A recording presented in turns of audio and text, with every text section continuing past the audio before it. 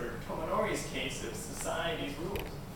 Raise your hand if you think Takahiro's case is stronger in your view. And raise your hand if you think Tomonori's case is stronger. Then let's explore one other case study. This time, your brother is not a member of the Yakuza. Your brother is just a normal brother. And then, one day, when you're at home, your brother is also at home. There's a knock on the door. You open the door, and there's a murderer who has a knife. You know he's a murderer because it says so right here. It says murder. He says, I'm here to kill your brother. Tell me where he is. You know that your brother had quickly hid in the closet before this murderer came. Your brother was looking out the window. Kant says, and this might be difficult to accept, Immanuel Kant says, you have to tell that murderer where your brother is hiding. Now let's take a poll. Some people had agreed with Kant. Some people had agreed more towards familial bonds. Raise your hand in this case if you're morally obligated, if you think you're morally obligated to tell the murderer where your brother is hiding. Raise your hand if you do not think you have a moral obligation to tell the murderer where your brother is hiding. This time we have an absolute majority. So what's different? What is so different between this case and the previous case? Now, what I want you to tell me this time isn't your reason. I want you to tell me what you would say to this murder. I'm the murderer. I have a knife. Very scary looking knife. I ask you, where's your brother? How would you respond? He's in the closet. You know he's in there. How would you respond? What would you say to this murderer? Would you say a misleading truth? I don't know.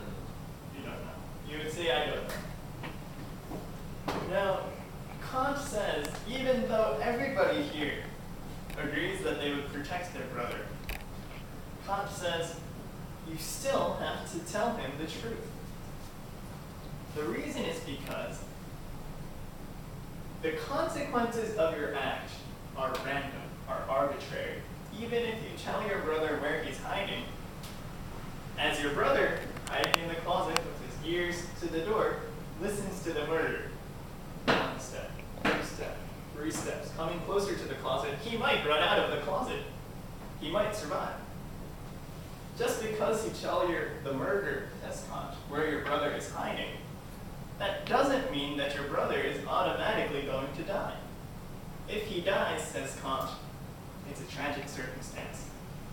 But still, like the case of the mother, like the case of the Japanese government, and this time in the case of a murderer who's approaching your brother, all of these things, what will happen after you tell a lie or a truth, nobody knows. Nobody can predict the future, says Kant. But Kant says one thing is certain. The thing that is certain is people cannot tell lies. Kant says lies will only make society worse. If you lie to the murderer, perhaps next time he won't ask you. Perhaps next time he'll know that you're a liar, and he might sneak into your house and kill you in your sleep. This too is possible. The murderer is asking you because he believes that you may really tell him where your brother is hiding. Perhaps he thinks his knife is scary enough to scare you to tell the truth. Perhaps he thinks everyone believes in Kant and will tell him the truth.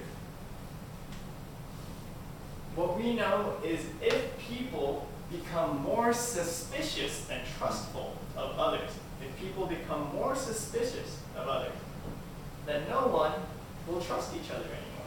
This is Kant's main objection to telling lies. Now we realized that this case is incredibly difficult. It is incredibly difficult. But there's one other aspect of Kant's reasoning, Kantian ethics, that we need to explore. Suppose this time, instead of talking about lies, this time we'll talk about the motive of your act, the reason why you're acting. Suppose that you are the CEO of a company. You're big and powerful. You are the chief executive officer of your company, the president of your company. You decide that from this year on, you're going to spend 10% of your company's money on CSR, corporate social responsibility. You're going to spend 10% of your company's money to help the poor people in your society. And you're going to do this because you think it will make your company's brand image better, and because you'll think your products will sell more. Maybe you sell water. Maybe you're a company like Volvic, 1 liter for 10 liters. Immanuel Kant says, even though you're doing a good cause, it's the motive that matters. The reason why you're doing it. If your reason is to sell more products, this is not a good reason, says Kant. Kant says, you need to be giving 10% of your company's money because that's the right thing to do. So if Kant were alive today, and he thought that a company was giving money to increase its brand image, to make its brand image better, he would say, that's a terrible company. Raise your hand if you think that company. Well, first, let's try to decide. Is this a good company or not? A company that gives 10% of its money to the poor to make its brand image better. Kant says if the motive is not good, if they're not acting upon principle, then this company is morally reprehensible, morally objectionable. Now, normally we would think this is a good company. 10% is a lot. Usually you only give 1 or 2%. So let's take a poll. Raise your hand if you think Kant is right in saying this is not a good company. This is a dirty thing to do. This is a bad thing to do. And raise your hand if you think the company is not morally reprehensible in doing this act. Okay. Let's hear first from the majority. Why is this company allowed? Why can we permit this company to do what it's doing? Because the reason is not so important. I think the result is more important than the reason. And with 10% of paying money for poor people, there will be a good thing. That's good. And what's your name? Yuki. Yuki says, well, who cares about the reason? If we're giving money to the poor, we're helping the poor. That's a very utilitarian argument. It is. Utilitarianism, you can believe in that argument. You can say it's increasing society's overall happiness. Who cares about principle? But Kant says we should care about the principle.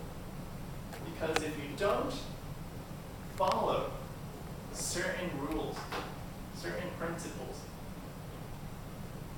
then you are not, says Kant, treating people as an end. They're a means. You're buying, says Kant, you're buying your brand image. You're distributing 10% of your money, making people think you're a good person.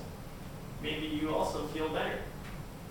But that, says Kant, is no different from lying to people. Kant says that's no different from lying to people because you're not giving away 10% of your money out of principle, but to deceive, says Kant. Kant says you're lying to the people, in essence.